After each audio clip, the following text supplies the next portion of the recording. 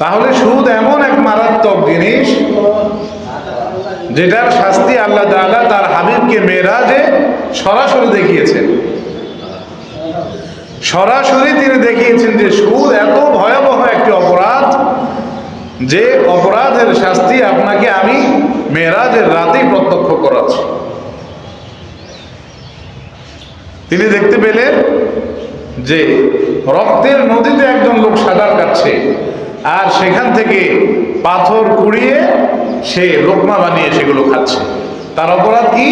সে দুনিয়ায় নিরীহ মানুষের টাকা পয়সা আত্মসাৎ করত। কিভাবে? সুদের মাধ্যমে। কিসের মাধ্যমে? সুদের মাধ্যমে। আল্লাহ তাআলা কোরআনুল কারীমে পরিষ্কার সুদকে হারাম করেছেন। আহাল্লাল্লাহুল বাইআ ওয়া হাররামার রিবা। আল্লাহ ব্যবসাকে হালাল করেছেন আর সুদকে কি করেছেন? হারাম করেছেন। সুদ এমন এক মস্ত বড় অপরাধ যে অপরাধের ন্যূনতম গুনাহ হচ্ছে নিজের মায়ের সাথে অপকর্মে লিপ্ত হওয়া। জোরে বলেন নাউযুবিল্লাহ।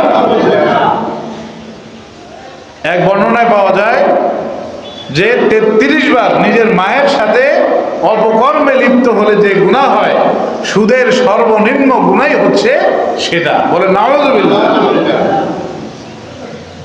আর এর সর্বোচ্চ স্তর হচ্ছে যে আল্লাহ এবং তার রাসূলের বিরুদ্ধে সরাসরি যুদ্ধে লিপ্ত হওয়া। বলেন নাউযুবিল্লাহ।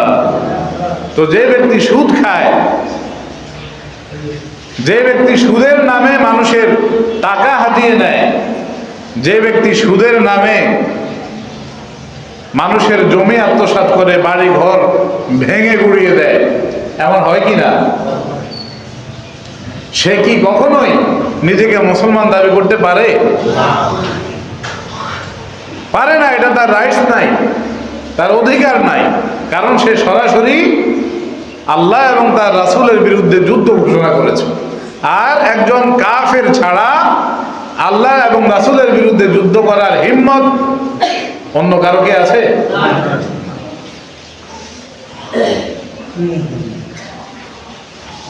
সম্মানিত হাজিরিন, সম্মানিত উপস্থিতি,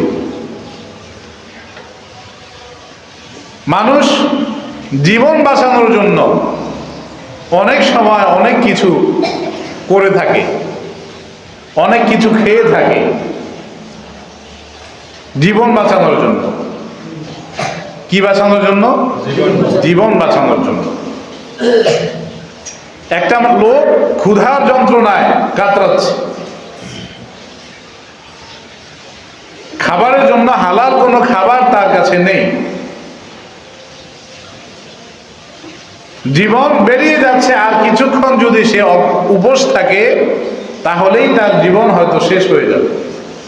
এমন অবস্থায় সে দেখতে পেল তার পাশেই একটা মরা গরু পড়ে আছে। কি পড়ে আছে? মরা গরু।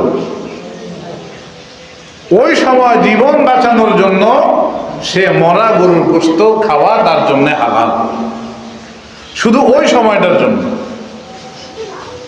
কোন সময়টার জন্য? যখন তার জীবন নাশের একটা শঙ্কা আছে। এখন যদি সে কিছু না খায় তাহলে সে ক্ষুধায় মারা যাবে। এমন সিচুয়েশন যদি হয় তবেই সে মরা গরুর গোশত খেতে পারবে, এটা তার জন্য বৈধ। কিন্তু ওই অবস্থাতেও সুদ খেতে পারবে না।